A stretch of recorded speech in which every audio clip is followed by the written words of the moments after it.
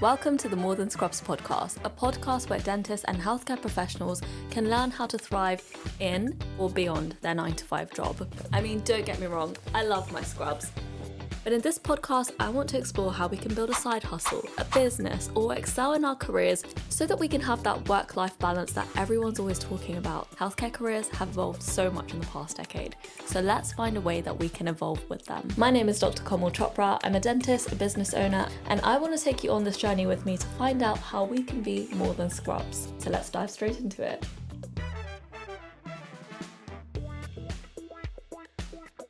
Welcome everybody to another episode of the More Than Scrubs podcast. Today I've got Sejal, Dr Sejal here with me. Hi there. Would you like to introduce yourself? Yeah, my name is Dr Sejal Bansali.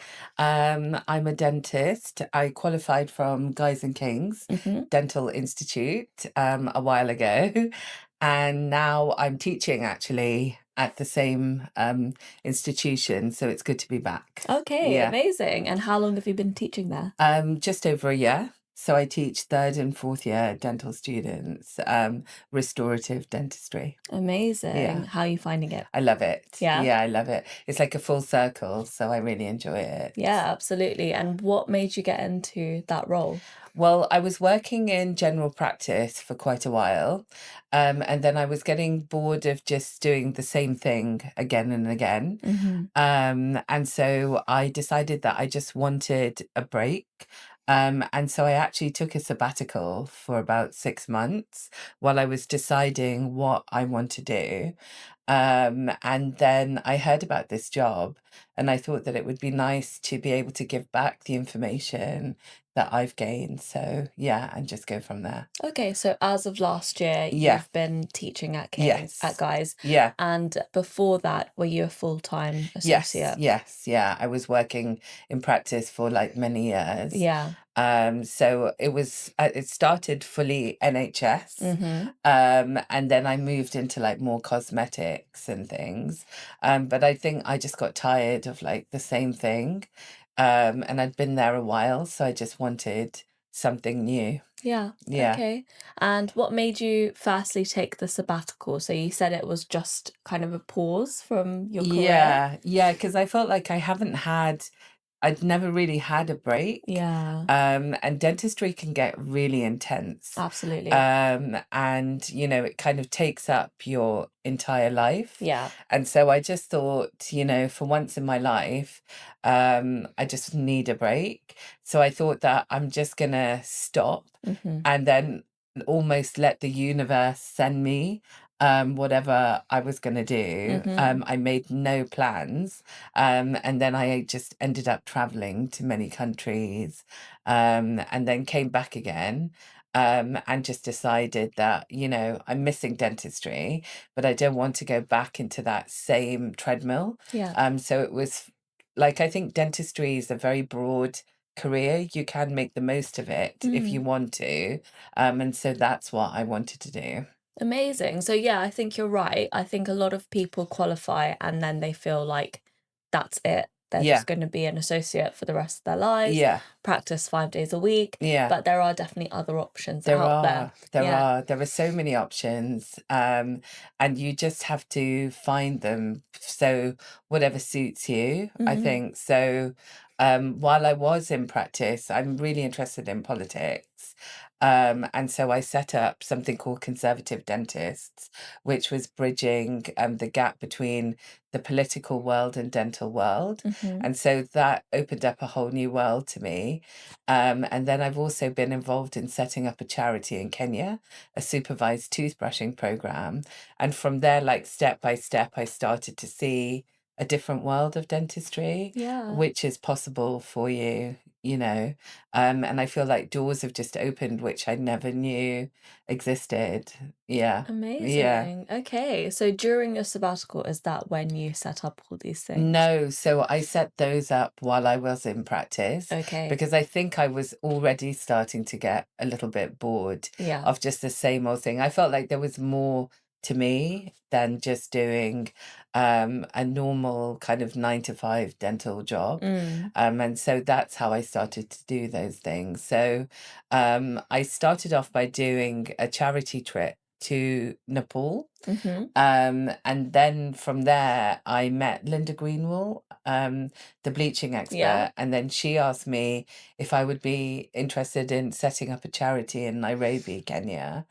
So that's what I did. Wow. And then from there, kind of like the political thing all kicked off. Mm. But then unfortunately, COVID happened, and the politics kind of took a back seat. Mm-hmm. But now I've also set up something at King's, involving third and fourth year dental students going to earlier dental settings, so like nurseries and things, Yeah. to provide the supervised toothbrushing sessions and to deliver oral health Amazing. to them. So yeah, so there's a lot that you can do with That's a career. great. So I want to know more about that. Like, how did you manage to set that all up? Because I think people have great ideas, but they don't Yeah, really know how to execute them. So yeah. did you have to speak to certain people? Did you have to have certain, I don't know, like qualifications or anything like that? Or you can Yeah. kind of set these things up? I think with the first thing, when I met Dr. Linda Greenwell, Yeah. even I said to her, like, I have absolutely no idea Yeah. how to set up a supervised toothbrushing program. And so she said, just take the first step and everything else will flow from there. Mm. And it really did. So I managed to like find one school, and then one thing kind of led to another. Mm. And even the work that I'm doing now at King's, I came up with the idea and then I spoke to the dean of King's, and then again it's just kind of gone from one step to another. So I think the whole thing is that if you have an idea, don't just keep it into your head. Yeah. You need to try to execute it. And often by just speaking to one person, it's like a domino effect. One thing leads to another, and then before you know it, you've done something different. Amazing. So you're Yeah. involved in quite a lot of charity work. Yeah. Is that right? Yes. Yeah. Yeah. That's Yeah. really nice. And is it fulfilling? Do you feel It like it's is, it really is, because my passion is improving oral health, like worldwide. So this is something that really makes me like feel like it gives me purpose. Yeah. Absolutely. So Yeah. the point of this podcast is to let people know that we are more than scrubs and we can do so much outside of just our scrubs in our surgeries, like you are. Yeah. So if you were to break down your steps, like you said, the first step is, I guess, telling people your ideas. Yeah. Having the idea and then Yeah. telling it. Yeah. Yeah. And what is the technical first thing you need to do to set up a charity? So I was lucky because I was working with an established charity. Yeah. So what I did was I found one school, and then so Linda Greenwell set up the Dental Wellness Trust. And so they already had like toothbrushes and things that I could take over to Kenya. So we did that almost like as a pilot. And then after that, I had to develop relations with other schools and then find teachers who were willing to want to take part and teach the students. Fine. So I think it's all about networking, Yeah. and being able to know how to ask for what you want with confidence, and having that vision of how you want something to look Yeah. eventually. So, sorry, what's the charity called again? Dental Wellness Trust. Dental Wellness Trust. So that wasn't set up in Kenya until you came along? No, that was set up in South Africa. Okay. And so I just happened to say that I'm going to Kenya on holiday. Okay. And that's when Linda said to me that, oh, why don't you set up a charity program there? And I was like, I have absolutely no idea how to do that.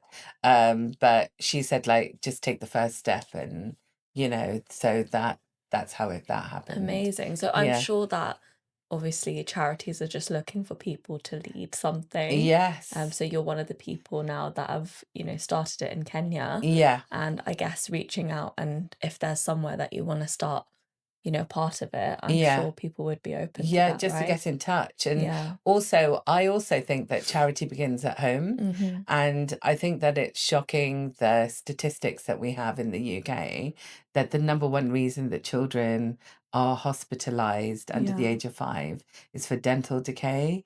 So I feel like it's something that really we should be concentrating on in this country.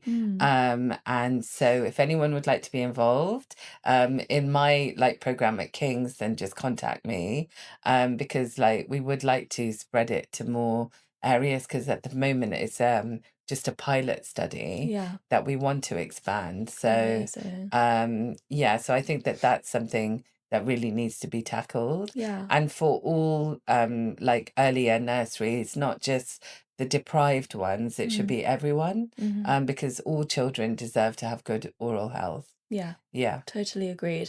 And what you do with Kings is that students, do they go out to the Yeah. nurseries? Yeah. Yeah. So we find a nursery, and then we'll take a couple of students who come along with us, and they're the ones that deliver the oral health instructions. Yeah. So therefore they're learning, you know, how to Exactly. communicate, how to talk to children, how to also consolidate the information that they're being taught, Yeah. and be able to like deliver that, you know. So it's kind of killing two birds with one stone. Absolutely. And then the children actually respond to them really well because they're dental students. Yeah, they're not big scary They're not adults just scary yet. dentists. Yeah. Exactly. They're kind of halfway.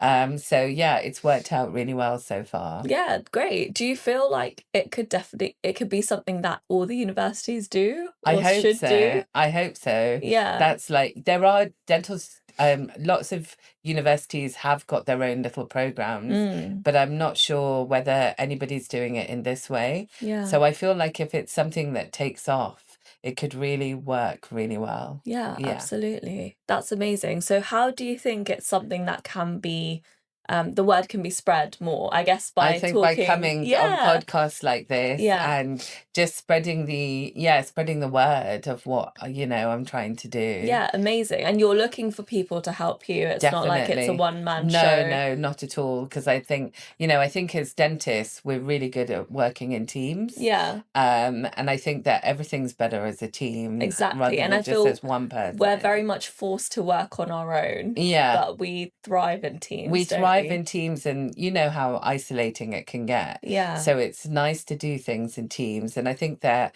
if you have a good team with you, you can do a lot. You know, you have to have that right energy Fantastic. around you. Yeah, so I think this is a great one because, again, the point of this is to let you guys know there's more that you can do outside your one surgery. Yeah. And you've actually got a point of contact now. So if you did want to get involved in a charity, then just reach out to Yes, Sejal, right? definitely. Please do. Yeah, that's Yeah, please fantastic. do. So really Yeah. nice and easy for you. Yeah. How to navigate this is literally just do it with someone who's done it before. Yeah. Yeah. Yeah, definitely. Let's be real. Anybody that shouldn't be reaching out to you, or anybody that you feel like you have to have a certain set of skills to be able to do this. No, I think anybody. I think if somebody has heard this and they want to be involved, then that shows that they're thinking in a different way. Yeah. So yeah, no, I wouldn't put limits on anyone. You know, somebody who just really wants, who's passionate probably. Yeah. Yeah, about, you know, changing the world. Yeah. Then, you know, then get in touch, definitely. But there are no limits. Anyone can get in touch. And what are the kind of commitments that you would need from somebody? I mean, I think it's just time, Yeah. energy, and, you know, being able to give up like a little bit of time just to help to go somewhere, and patience and things like Yes. that. Yeah. Yeah. So this is one thing that we've spoken about a lot on the podcast anyway, Okay. which is about, you know, a lot of people feel kind of stuck in the position they're in, or Yeah. they feel that they're doing okay because they're working 5 days a week and they're earning a good income, but they feel like there's something missing. Yeah. Don't quite know what it is. Yeah. And I've always said, guys, just take out a few hours of your day, or a half day, or even a full day, just to do something different that you feel might fill your cup a little bit more. Definitely. And I think that sometimes you have to spend a little bit of time alone to be able to know what's missing. Yeah. Because when you're on that treadmill, you just don't know. You don't have time to think You don't about have it. time to think about Yeah. anything, do you? You're just No. like wham, bam, next. Exactly. And that's not, like, that's fine if that's what you like. Yeah, But I mean, if you some have people are that, some doing it. people love it and they're Yeah. thriving Yeah. and they're happy and that's all they want. Yeah. There's nothing, like, that's perfectly fine as well. But I think there's certain people who just want something more, or they feel that their purpose, they haven't Exactly. found their purpose, or they want, they know their purpose, but they don't know how to execute it. Yeah. Then I think that there's so many other things that you can do. Yeah, Yeah. exactly. So this might give you a bit of insight into, this might be the thing you were looking to do. Yeah. make you feel a bit more fulfilled. Yes, I think in so. life. I Yeah. think so. Agreed. Okay, so with setting up these charities, you are giving up quite a lot of your own time, Mhm. and you did this while you were a dentist, an associate as Yeah. well. Yeah. So do you feel like having to take the time out to do all of this, you saw a shift in your income as well? No, I was fortunate because I was just working 4 days in practice. Mhm. So I had that one day where I could spend on doing these things. So I personally didn't see the shift in income at that point. Yeah. But I think that obviously if you're working 5 days and then you decide to cut back, then you may. Yeah. But I also think that dentistry is such a career that you can almost still earn the same by just working. Maybe it makes you a bit more efficient. Yeah, totally agree. Yeah. You don't have to. I You feel don't like have working to 5 days actually makes you less It efficient 'cause you does, just get because you get tired. tired, your body starts to hurt, Yeah. and you just can't be bothered in a Yeah. way. So almost cutting that one day back actually opens up things for you. Exactly. Yeah. And do you feel like when you were working the 4 days, you were looking forward to that fifth day of doing something different? Yeah, definitely. And it's so rewarding, when you see, like, I get like videos of the little children brushing their teeth, and you think that that's something that you've helped to happen. Yeah. And that's so rewarding that, it's something that even like money, it doesn't make any difference. No. It's something that's fulfilling you. Yeah, which is Exactly. priceless. That's another thing that we like to say on this podcast, is that you measure success in very different ways. It Yeah. depends on who you are. So Definitely. money is not the only measure of success. Definitely not. It's how much you love your life, or how fulfilled you feel, Yeah, and how and I you're think helping people. and also how happy you are. Yeah. I think that that's the biggest way of judging. If you wake up and you feel fulfilled and happy, then that's priceless. Yeah, exactly. And let's go back to your teaching job. Yeah. So how many days a week That's are you 1 day a doing that? week. 1 day a week. That's 1 day a Okay. week, And yeah. then are your other days dedicated to the In- charities? No, What do you do? now I'm You're back yeah, at practice. yeah. Okay. So for 2 days a week. Okay. Yeah. How do you find that balance? Yeah, great. It's a good balance, because again, teaching is very different to Yeah. practice, because you're almost having to relearn Yeah. what you knew just to make sure that you're teaching the right thing. Exactly. So it's like, it gives you that how can I say, when you feel that you're having to learn something again, because with dentistry, sometimes when you've been doing it for so long, it becomes second nature.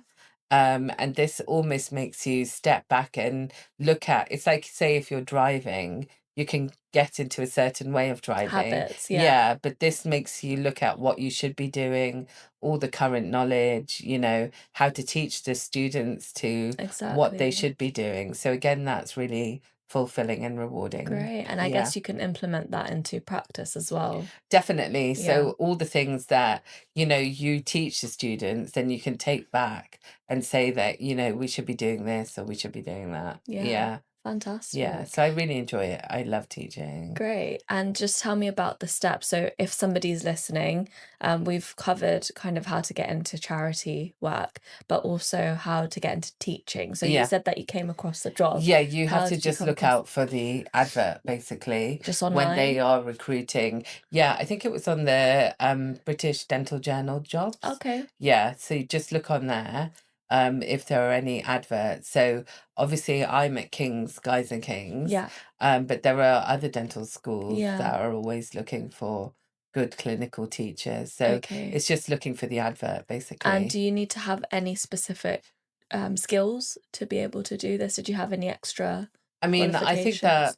all the other work that I was doing maybe helped, but I think it's also just experience as Okay. well. So you don't have to have anything in teaching No, or... no. All right. Once you start, then there are qualifications that you can do Okay. if you want to go down that, teaching route and kind of go further and further up. Yeah. But otherwise, no, I mean, I just had a BDS. Okay. Yeah. Yeah. Yeah. So I think that's one thing that might stop people is that, Yeah. oh, maybe I don't have enough experience or qualifications, Yeah. but why not just apply and see what Yeah, happens? exactly. And I think you have to have that confidence because some people do feel like, oh, what if I don't know anything? How am I going to teach? Yeah.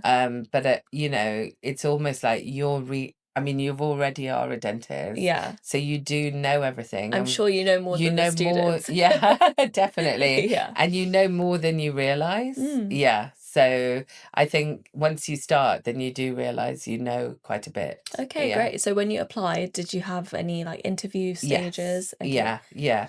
So I had an interview, and then the teachers were put into like a pool Mhm. so that when a position became available, then you were contacted. Okay, Yeah. great. So I think they have like a recruitment drive when they need to, and then they fill those like vacancies. Okay. Yeah. And is your current role, is it like permanent or is it... Yeah. Okay, Yeah. fine. Yeah. Cool.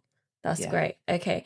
And do you feel like doing this role has allowed you to kind of do the other things Yeah, in life definitely. that you wanted to Yeah. as well? Yeah. I think that first of all, this role, it's good to be back where I Yeah, it's a graduated full from. It's a circle. full circle, and it's almost like really nice just to be like getting into the lift that never Yeah. works.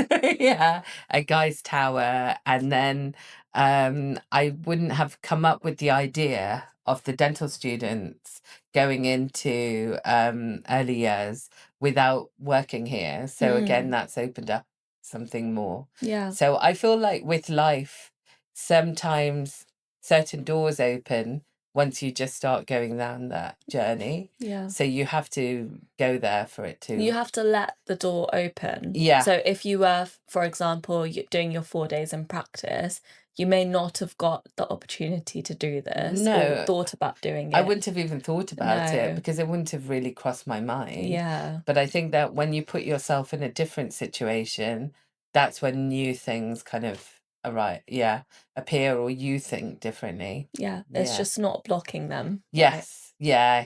You can't. Yeah, you shouldn't. But then, sometimes it's easier said than done, isn't 100%. it? Yeah. Because when you are in practice and you're focused on your patients and everything, then it's hard to think about anything else, really. So Yeah. again, it's giving that space to allow that if you want to. Yeah, exactly. Agreed. So tell me about your weekly schedule at the moment. What's it like Monday to Friday? So Monday I'm teaching at King's, and then Tuesday practice, and then Wednesday. So it's alternate Wednesday and Thursday. So Mhm. 1 week Wednesday, 1 week Thursday Okay. in practice. Yeah. Great. And then Fridays I'm not. Yeah. So it's quite a nice That sounds balance. like a nice balance, Yeah. actually. Yeah. Yeah. Do you find that you're able to juggle everything, like so with the 2 days in practice and with the 1 day in Yeah. teaching? Yeah. And then it also gives you time for your own like personal life and Yeah, things like that. So absolutely. that's really important. Yeah. Yeah. So another thing I like to say is we're really blessed as dentists that we're able to kind of decide our schedules, Definitely. right? Not every Definitely. career can work, people can't work part-time and decide what days they want to do, No, you hours they want see, to do. yeah, no, you see other jobs like my brother works in the city and Mhm. he can't like pick and choose his days or it's full time 5 days a week, so Yeah. it's intense. So I think that way, I think I think dentistry is a good career, Mm. but I think that you just have to you have to make it what you want it to be. Yes, exactly. Not what other people No. want you to do. No, or what you think you should be doing as Yeah. well as a dentist. Yeah. Yeah. Yeah. Yeah. It takes a bit of time to find that. It does. It But does. there's no time limit on when you should know, No, right? no, definitely not. I think that as long as you find that, there's no time when that, oh, now you should be doing this and now you Yeah. should be doing that. Yeah. I Yeah. think a lot of pressure that people face is, well, now, as soon as graduating, you're kind of on Instagram and you see all the nice pictures Yeah. and you think, I should be doing that. But you don't know Yeah. how much years of work has gone into someone being able to get to that level. How many courses somebody's had to Yeah, and how attend. many trial and errors. It's like Yeah. it doesn't come to it might not have come to them initially. No, and it's like with anything on social media, people will put on social media what they want you to see, Yeah. but there's always a much bigger story Yeah. behind it, and nothing just falls on people's laps. Yeah. You have to put that work in with anything that you do. Within dentistry, there's so many different options for things that you can be doing as well, so I think it's just about making the most of what you want from it. It's your career. Yeah, Yeah. exactly. And we know it's quite common for dentists to get stressed or burnt out. So how do you prevent that from happening? How do I prevent? Or how did you when you were full-time? Either way. Yeah, I think you have to have like good people around you.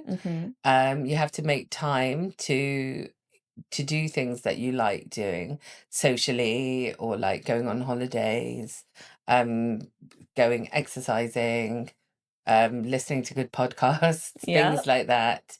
And then I think it's also being aware of when you feel like you might be becoming like that, and then you need to take a step back and try and work out, why am I feeling like this, and then try to kind of help yourself. Yeah. But I think the main thing is I would say is you are the only person you can depend on, really. So you need to look after yourself.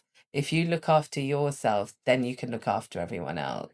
But if you don't look after yourself, you can't. So don't let other people pressurize you to do, this many UDAs or this many patients or earn that much, because that's how you can actually just go a bit bananas. Yeah. Yeah. So you have to know when you can say, no, I actually can't do that. Yeah. Or I need to take a little time for myself, or take a step back.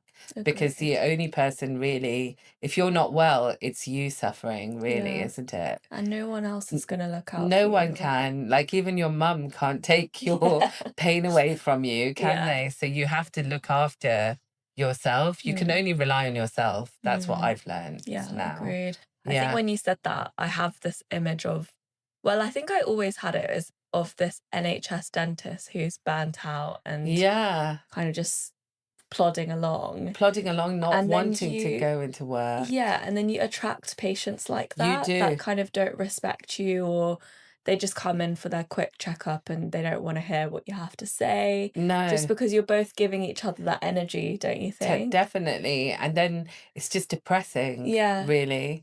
And then you can get into that circle of just feeling depressed and unhappy.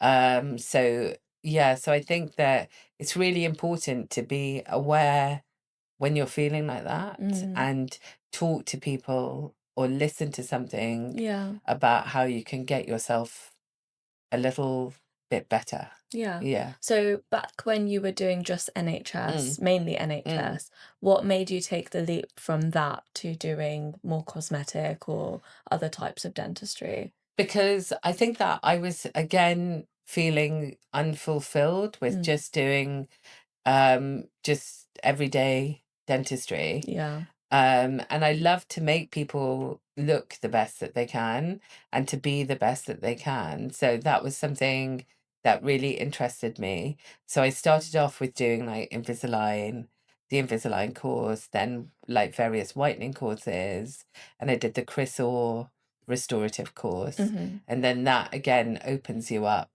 to all these new techniques and Yeah. everything that you can be doing. So that was really interesting. Yeah. Do you feel like there was any sort of comparison from your side to other dentists when you got into that? Because Oh, with yeah. the easy NHS, like you don't really compare. No, but I mean, like, you just have to go on Instagram, don't Yeah, you? exactly. And then you think like, oh my God, should I be doing that or should I be doing this? But as you said, like, we don't know how many other patients have not looked like that. Yeah. People will only post what they think is good. And I'm all for social media because I think that it opens up, you can learn about international work as well that people may be doing in like Italy or True. America, Yeah. which you didn't before. But then I think that it maybe the people who don't post it doesn't mean that they're not good Yeah. as well. You Yeah. know, there are some people who are like doing really, really good dentistry Yeah. and they're not posting That's very anything. true. I think now there's a thing of like, if you didn't post it, it didn't happen. That's the thing. It's like with anything, you Yeah. know, it's like if you don't post that you were on holiday, did you even go? Yeah. But you've been there and you've enjoyed it. Yes. So, yeah. So I think so you need to use social media the way you want it. You're right. But again, it makes me think of when I first qualified, I applied for a few jobs that were quite good. They were, you know, private, central London, whatever. But the one of the things was that you need to have your own social media following and your own kind of portfolio on social media. So I guess that gives you a bit of a edge. Yeah. But also that's so hard to do when you first qualify. It is hard to do because Yeah. again, I think that when you first qualify, like I always tell the dental students that you should do at least 5 years in the NHS. Do you think? Just to gain your skills Yeah. and to become a really good dentist, a good solid dentist who can do good quality routine dentistry. Yeah. And then think about anything more after that. Yeah. But get that base because otherwise you're not going to get that patient following and things. That's true. You know, because it takes one patient to ruin your reputation. So you really have to get that solid base to begin with. Yeah, that's true. I'll challenge you on that though. Oh, yeah. About the 5 years in NHS, because I feel like it de-skilled me. Oh, do you think so? Yeah, I definitely learned things. Yeah. But I feel like it really depends on the practice that you're in, doesn't Yeah. it? Yeah, Because definitely. if they're asking a lot of you, like for example, 10-minute checkups or Yeah. things like that, you're gonna miss out so many things that you learned at university Yeah. that you can't implement into your Yeah, into your definitely. normal routine. And I think some practices, especially when they have a large NHS contract, the only thing they can think about are UDAs. Yeah. And The I think quality of work yeah, the is not. quality of there's no quality of work. No. I mean, literally, it's just like people just sticking GIC Yeah. into anything, and Yeah. that's not dentistry. Yeah. So you have to see where to work Yeah. as I well. agree with you in that sense. Yeah. So anyone listening who's a young dentist, we are saying that working in the NHS to get your skills up. But if you find yourself in a practice where you're de-skilling because all they care about is how many UDAs you're doing, Yeah, leave. it's not the one for you, That's right? not the one for you. No. That's not, because the minute somebody tells you, like, oh, you need to be seeing children for 5 minutes, or you need to be doing this many UDAs, or Yeah. we're going to reduce your private income, run. Because that you're not going to grow in a practice like this, because they're not looking at your growth. They're just They're looking at their you business. like a UDA maker. Yeah, you are. You're like money bags. You are. There. You're just like basically like a UDA slave, aren't you? Honestly. And that's, you're not going to grow and thrive in a practice like that. No. So again, it comes with experience, and you almost feel sorry for young dentists when they're in that situation, because it can really demotivate you and make you feel miserable. But I think that there need to be certain pointers that dentists look out for when they know that this really isn't a practice for me. It's a hard one because sometimes when you interview or go to see the practice, it seems great, but you only really know when you start Once working. you start working, which I think we spoke about before, isn't it? That it's hard to start a new job because you don't know until you've worked there for a good. It takes at least ages. a few weeks. It does. It takes at least a couple of months. Yeah. You know, and it takes time for patients to get to know you, for them to trust you and things like that. So, but I think that when you go to an interview, you need to be able to ask or be able to tell what the boss is kind of getting at. Yes. Yeah. Yeah. Yeah. I had an interview back in like when I first qualified, and the first thing the boss asked me was, what's your daily UDA rate or count or something like that? And how much are you making a day? All about that. And I was like, I actually don't even know Yeah. because I've just qualified. But that's I the haven't even thing. thought about this stuff. No, and I think that when you first qualify, you know, you're used to just seeing one patient in the morning, one patient in Yeah. the afternoon. So you can't be expected to Imagine work just at being that. thrown into You that. can't, it's not fair. No. It's just not fair. And that's why sometimes I think that the way dentists, once they qualify, there needs to be more of a support system because Agreed. they're almost just thrown in Yeah. and told to just get on with it. Yeah. And there's no, like, I think up to when you graduate, you're really supported and Yeah. everything. And then there's just nothing. And you have to find your own way. It's like I had to find my own way. Nobody told me, oh, go and do an Invisalign course Yeah. or go and do this course or everything I've had to, my entire career, I've had to work out for myself rather than having any kind of guidance, you know. So I feel like there needs to be more to guide young dentists Yeah. and help them along the way. Agreed. Yeah. Which is why it's nice to listen to, like you said, podcasts, or Yeah. we met at a coffee morning, Yes. Yeah. talking to people who have been there or are there. Yeah. It's nice to just share your experiences, because you might find you're doing something you think is normal, Yeah. but everyone's like, that's a red flag, you shouldn't Yeah, be, that you know? that you may be accepting things in your Yeah. practice, thinking that oh, everybody does this, Yeah, but because they you don't. don't know any better, right? Yeah, and then equally you can be really stressed that this has happened to you, but it's probably happened to everyone. Yes. So you do need that community. Like that coffee morning was so good because people can talk about what they're going through, and then you tend to realize that most people have the same issues. Yeah, Yeah, exactly. and that you're not abnormal, No, it's literally actually. going around in that circle and everyone is saying exactly what you're thinking. That's the You're just thing. like, oh, That's the thing. no Like you're one is like, oh, I thought it actually, was just yeah. me. And you always, and it's easy to think that there are these perfect dentists with Yeah. perfect lives and perfect patients, but that doesn't exist. No, It let's be really doesn't real. exist. I don't think it does. Yeah, Yeah. it doesn't. Everyone has their days. Like we Yeah. have some really good days. Yeah, definitely. You could have amazing days, like where you're like, oh, I love this, I love Yes. that. And then you can equally have like days where you just think, I just really can't do this anymore. It's very much a roller coaster, It isn't it? is. It is. It Yeah. is. Agreed. Yeah. All right, so let's talk about back. So we've already kind of touched on Yeah. it, but when you qualified, what Yeah. was the biggest challenge that you felt like you felt? So you said that you kind of had to figure things out on your own. Yeah. Any other challenges that you felt as a young dentist when you qualified?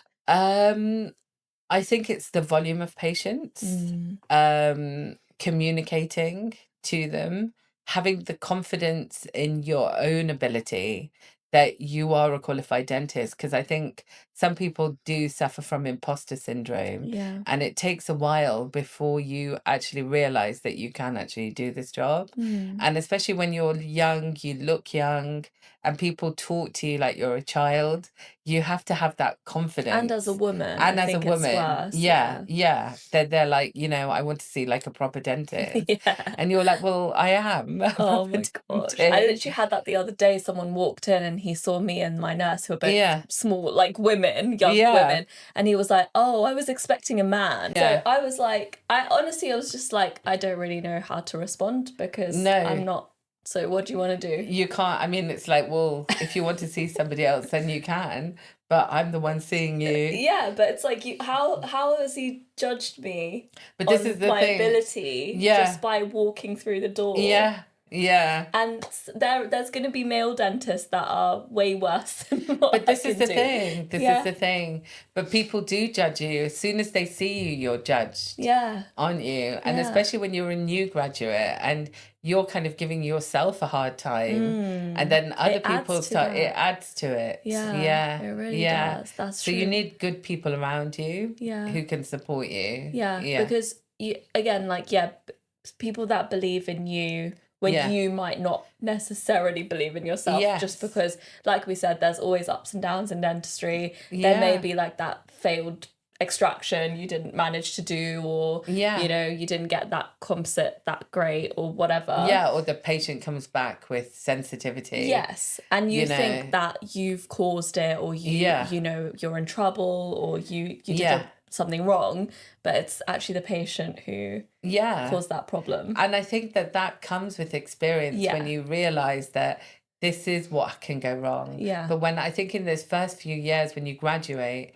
anything that goes wrong, you think, oh my God, I'm And going you to be take it sued. personally. You do, and you feel really guilty, Yeah. you know, that, oh, what's happened here and everything. But then you learn to realize that this is actually quite normal. Yeah. You know, yeah. And you learn to communicate that with patients Yeah. as well. Because in the beginning, I used to be so positive, like everything's going to be great. Yeah. We'll But you get have this to tooth be, out in 10 minutes. yeah. Now I'm like, I might not be able to, Yeah, even if it's you like have to grade give 3, them I'm like, I might not be able to do Yeah, it. and you have to give a heads up, Yeah. don't you, that this may go wrong or that may go wrong. And I think that's one thing I've learned, that if you communicate, you know, then the patients are usually okay with you. Exactly. Yeah.